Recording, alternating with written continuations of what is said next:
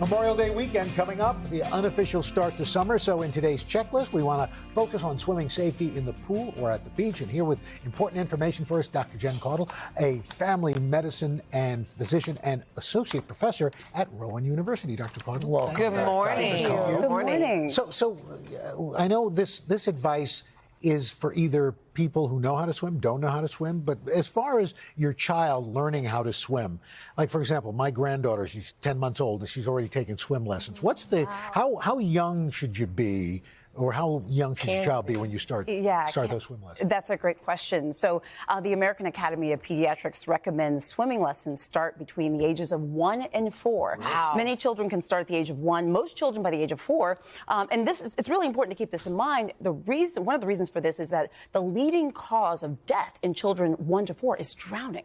So swimming lessons is so important. So 1 to 4, you can start your child off with parent-child classes to kind of get them acclimated to the water, get used to that.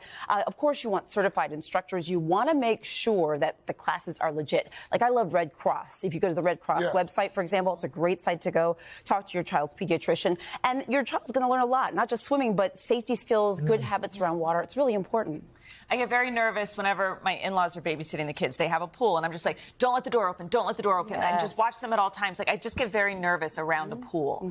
What are some of the things we should keep in mind? I'm really glad to hear you talk about pools. And the truth is, we should all be a little bit nervous around pools with our child because, honestly, drowning can happen in, like, seconds, okay?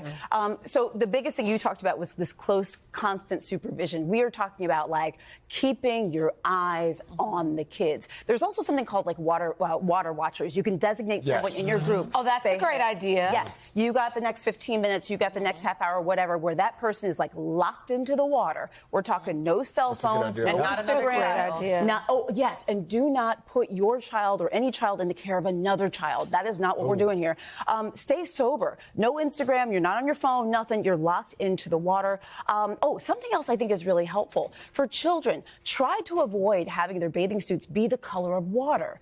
Instead of having bathing suits being blue and green, have them be like bright orange, the color of Chanel, your shirt. That's interesting. Something so that you can easily spot a child in the water, can make it simple. So U.S. Coast Guard, that's what USCG, and we've got some examples of life vest here. Thank you. Here, you want a USCG approved life vest, so you want to look for that when you're shopping.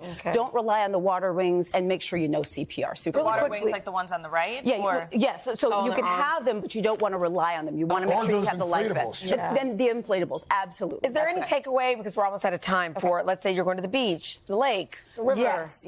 Know your experience level. Know if you know how to swim. Follow the lifeguard's instructions. Don't do anything that you're not sure about. Make sure you're paying attention to weather patterns as well. All of this is so important. Good stuff. Wow. Dr. Caudle, thank you so much. Thank you so much. Hey, thanks for watching. Don't miss the Today Show every weekday at 11 a.m. Eastern, 8 Pacific on our streaming channel, Today All Day. To watch, head to today.com/allday or click the link right here.